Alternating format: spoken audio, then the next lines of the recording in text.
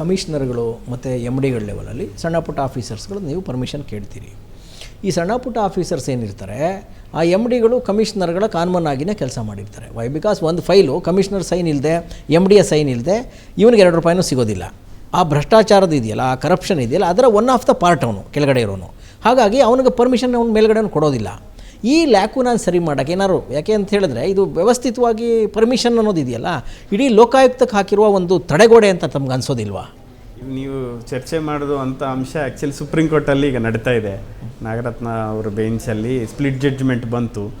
17A permission ಯಾರು ಕೊಡಬೇಕು ಅಂದರೆ 17A ಅಂತ ನಾವು ಹೇಳ್ತೀವಿ. 17A 2018 ಅಮೆಂಡ್ಮೆಂಟ್ ಆದ ನಂತರ ಬಂದಿರುವಂಥ ಒಂದು ಅಮೆಂಡ್ಮೆಂಟು. ಒಂದು ನಾನು ಹೇಳಿದಂಗೆ ಸ್ಕ್ಯಾಮ್ ಕೇಸಸಲ್ಲಿ ನಾವು ಗೌರ್ಮೆಂಟ್ ಪರ್ಮಿಷನ್ ತೊಗೋಬೇಕು ಅಂತ.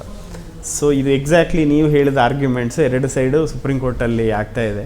ಸೊ ಅವರು ಸೇಮ್ ಆರ್ಗ್ಯುಮೆಂಟ್ಸ್ ಡಿಸೈಡ್ ಮಾಡ್ತಾ ಇದ್ದಾರೆ. ನೀವು ಹೇಳಿದಂಗೆ ಸೇಮ್ ಡಿಪಾರ್ಟ್ಮೆಂಟ್ನವರು ಅವರು ಪ್ರೊಟೆಕ್ಟ್ ಮಾಡ್ತಾರೆ. ಇಂಡಿಪೆಂಡೆಂಟ್ ಅಥಾರಿಟಿ ಇರಬೇಕಾ ಅಥವಾ ಎಷ್ಟು ಟೈಮ್ ಲೈನ್ ಒಳಗಡೆ ಕೊಡಬೇಕು. ಸೊ ಇವೆಲ್ಲ ಅಂಶಗಳು ಅದರಲ್ಲಿ ಇದಾಗ್ತಾಯಿದೆ. ಇನ್ನೂ ಕ್ಲಿಯರ್ ಜಡ್ಜ್ಮೆಂಟ್ ಬಂದಿಲ್ಲ.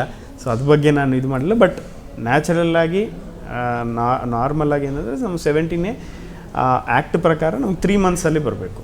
3 months extended by ನದರ್ 1 month. So ಈ ಒಳಗಡೆ ನಮಗೆ 17A ಬರಬೇಕು. ಐದರ್ ಅವ್ರು ಕೊಡಬೇಕು, ಇಲ್ಲ ಅಂದರೆ ರಿಜೆಕ್ಟ್ ಮಾಡಬೇಕು. ಬಟ್ ಪೆಂಡಿಂಗ್ ಇರ್ತವೆ ಭಾಳಷ್ಟು. ಇಲ್ಲ, ಬೀಯಿಂಗ್ ಲೋಕಾಯುಕ್ತ SP ಇದು ಮೇಜರ್ ಹರ್ಡಲ್ ಅಂತ ತಮ್ಗೆ ಅನ್ಸೋದಿಲ್ಲ ಸರ್? ಮೇಜರ್ ಹರ್ಡಿಲ್ ಅಂದರೆ ಅಗೇನ್ ನಮ್ಮ ಪೊಲೀಸ್ ಎನ್ಫೋರ್ಸ್ಮೆಂಟ್ ಪರವಾಗಿ ನಮಗೆ 17Aಗಳು ಸಿಕ್ಕಿದರೆ ನಮಗೆ ತುಂಬ ಅನುಕೂಲ ಆಗತ್ತೆ.